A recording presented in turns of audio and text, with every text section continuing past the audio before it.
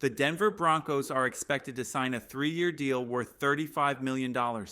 It's exciting to be back in the free agency mix. No, it feels amazing. It's refreshing to see the praise pouring in for the players the Broncos added. We didn't need a new quarterback, and we didn't change our head coach. Instead, we strengthened our team by bringing in two of the best players available, safety Talanoa Hufanga and linebacker Greenlaw. To ensure Greenlaw stays focused, Broncos' general manager George Paton added an interesting clause to his contract. It says that Greenlaw is only allowed to walk or use an electric scooter to get on the field. No running onto the field from the sideline. That's why we kept George around after the whole Russell Wilson situation. One of my favorite comments about the Broncos' moves came from Robert May, who said the team added more toughness through the heart of the defense. And what did Jake the Snake have to say about Greenlaw? No, not Jake Plummer, just a random 49ers fan. But he made it clear, you'll never hear a bad word from me about Greenlaw. He was a beast for the 49ers. Treat him well, Denver. That's a great sign of a good signing, when the fans of the player's old team tell you to take care of him. Today I'll break down the Broncos' key signings and losses in free agency and discuss who they might target next. Are the Broncos finally on track to be contenders again? Before diving into the Broncos' big additions, we need to talk about the key departures from the roster. Unfortunately, we're no longer going to have the sexiest quarterback room in the league. Zach Wilson, the former star from Utah, is heading to Miami. It was clear he was on his way out when Jarrett Stidham re-signed. Wilson's time with the Broncos was short-lived, and while he didn't put up any stats during the regular season in 2024, he looked pretty solid in the preseason, especially in the third game. Ultimately, Wilson's time with Denver might turn out to be beneficial for him. He escaped the circus in New York, got to learn from Sean Payton, and went through some much-needed quarterback rehab. That experience helped him land a 1-year deal with the Dolphins.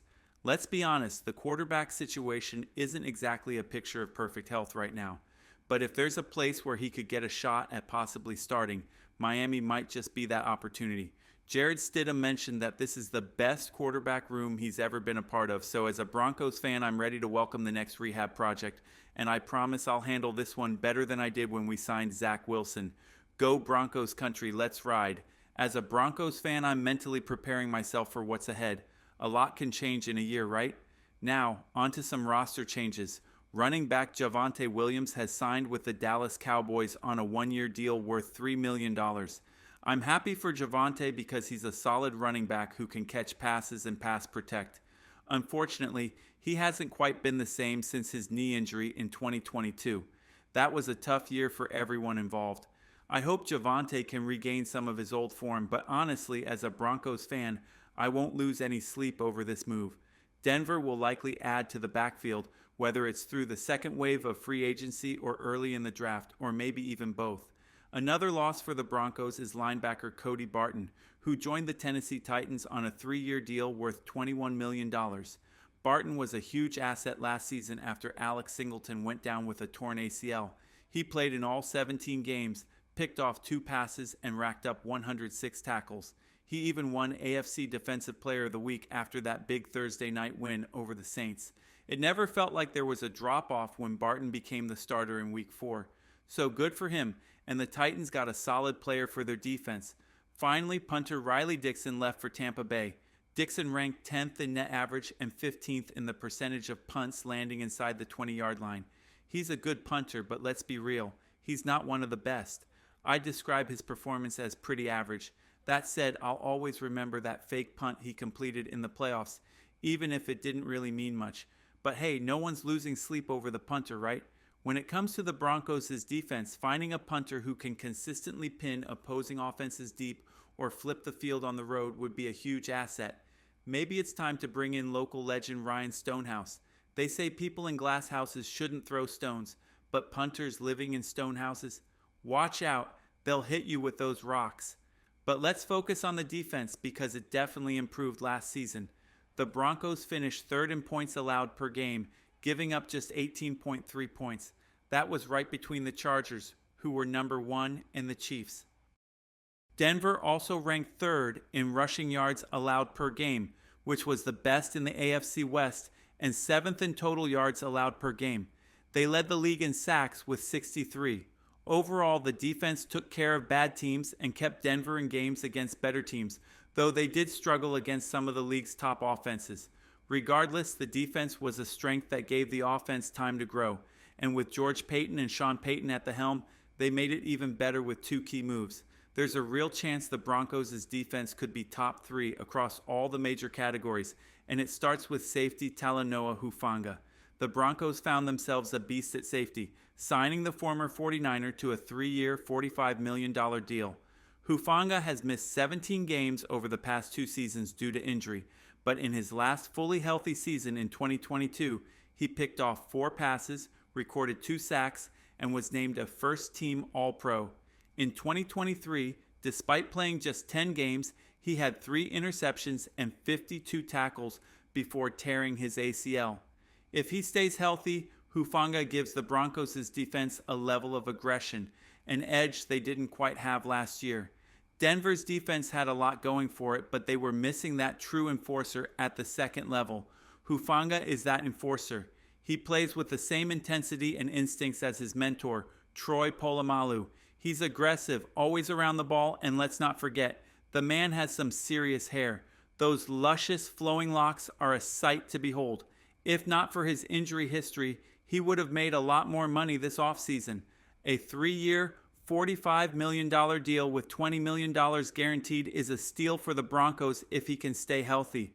Hufanga's deal is looking like a great one for the Broncos, especially considering the contract numbers for other safeties. Trayvon Mullen received a $51 million deal over 3 years, while Cam Bam got 4 years at $60 million with the Colts. If Denver plays their cards right and Hufanga stays healthy, they've landed a legitimate all-pro safety in free agency. The Broncos saw firsthand how a lack of depth at safety hurt them against top AFC teams like the Ravens and Bills. With Hufanga in the fold, PJ Locke will likely take on more of a rotational role, while Hufanga and Brandon Jones step in as the 2 starting safeties. I like PJ, but he can sometimes get exposed in coverage. Denver's in-house moves started early, with the team re-signing defensive tackle DJ Jones, backup quarterback SS, long snapper Mitchell Fraboni, and backup offensive lineman Matt Purr. I'm all for the continuity at backup QB, especially since Peyton's system is tough to learn. This will be year 3 for SS in Denver, and as for Fraboni, I've never even thought about him during a game, and that's exactly what you want from a long snapper. The more solid offensive linemen you can have on the roster, the better, so it's good to have Matt Purr back. DJ Jones re-signed on a 3-year deal worth $39 million. Jones was rock solid in the interior for the Broncos last year, forcing 3 fumbles and making 5 tackles for loss, all while sharing time with Malcolm Roach and John Franklin Myers.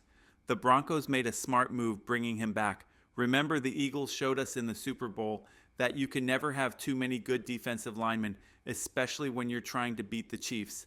And the Broncos are sticking to that philosophy by keeping Jones on the roster. He'll also get to team up with 2 other former 49ers, Hufanga and linebacker Dre Greenlaw. Speaking of Greenlaw, his full name is Keandre Jaquin Greenlaw, but Dre works just fine. Simply put, Dre Greenlaw is a beast. Unfortunately, he was so hyped up for Super Bowl 58 that he tore his Achilles while running onto the field. In hindsight, that injury may have been a huge factor in a game that went into overtime. If you remember, Greenlaw was locking down Travis Kelce in the first half, limiting him to just 1 catch for 1 yard. But after Greenlaw tore his Achilles, Kelce exploded for 8 receptions and 92 yards. Imagine how little Travis Kelce would be able to do against Dre Greenlaw if he were wearing a Broncos uniform. With Kelce officially dealing with his age and injury issues, it's clear that his Achilles injury wiped out much of his 2024 season. He did make a few appearances late in the regular season, recording 9 tackles in limited time. Greg Rosenthal was pretty excited about that, but let's be real. Greenlaw would be a nightmare for Kelce. I love this move for the Broncos. Greenlaw only played 3 quarters last year, but those 3 quarters were some of the most electric linebacker play I've seen in a long time. Maybe that's a bit of an exaggeration, but I stand by it. Ultimately, we're talking about a really good linebacker who didn't get the spotlight he deserved because he played next to Fred Warner, widely regarded as the best linebacker in the game. Greenlaw is a physical player who goes for the kill every time he tackles. Of course, there are concerns about his health and durability. Greenlaw missed some time in 2021 due to groin surgery, so why would the Broncos take a chance on two 49ers players with injury histories? The answer is simple, because they're that good when they're on the field. Both players bring a level of physicality that the Broncos' defense desperately needed. Behind the defensive line, the team needed enforcers, and Greenlaw is definitely one of those.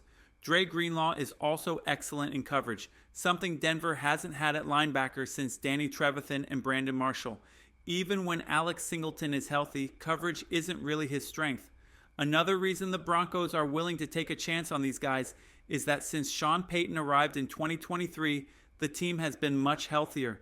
Payton brought in Bo Lowry, who transformed the Broncos from one of the most injury-prone teams to one of the healthiest in the league. This isn't just good luck, it's a strategy.